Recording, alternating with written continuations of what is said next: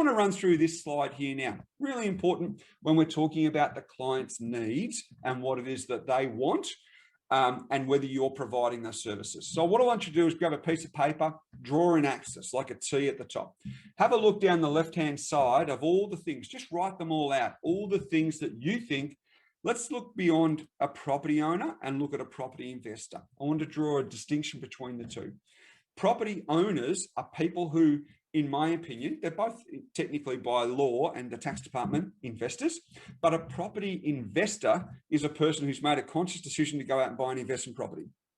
A property owner is a person who generally might have either had a property left to them in a will, might have been their family home, and now all of a sudden they've moved out. Now this becomes their principal, their investment property.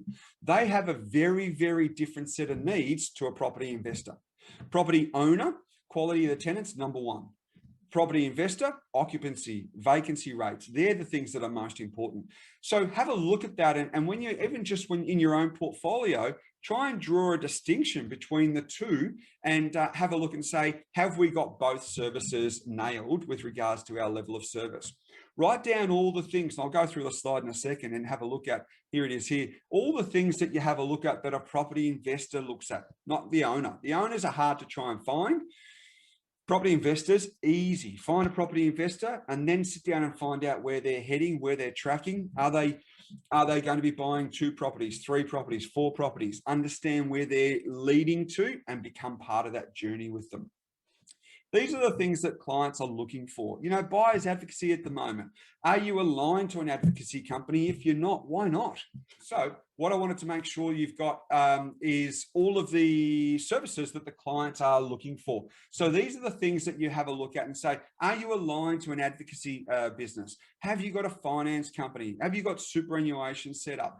Financial advice. One of the clients that I do some work with at the moment, what they do, because a lot of their clients are international, what they do is they've got their end of year, their international clients, they do an end of year tax return as part of their level of service. So for their clients who are based in mainland China, the agency coordinates. And last year in July, so they had about 600 properties and they did about 240, 250 tax returns.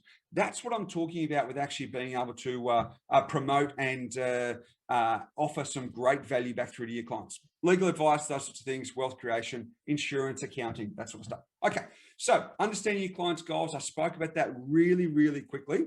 And that very first thing that I want to talk about is if you're sitting down with a client, this becomes part of that journey. So when you're sitting down with a client, one of the first things you want to do is if it's a BDM that's brought them on, that's great. A BDM's brought them on. You need to make sure you're doing a handover, if a proper handover. But what you want to be able to do is make sure that somewhere in the relationship really early, the director is involved with that client. So if you've got a person that's involved in the sales side of things, what I would be doing is I'd make sure that the director is actually speaking to the client. So find out where they're going, what sort of properties that they're looking, what sort of portfolio they're looking to try and create, and meet with your clients on an annual basis. So really, really, really important. Okay, level of service, I spoke about that. That's one that I've put together.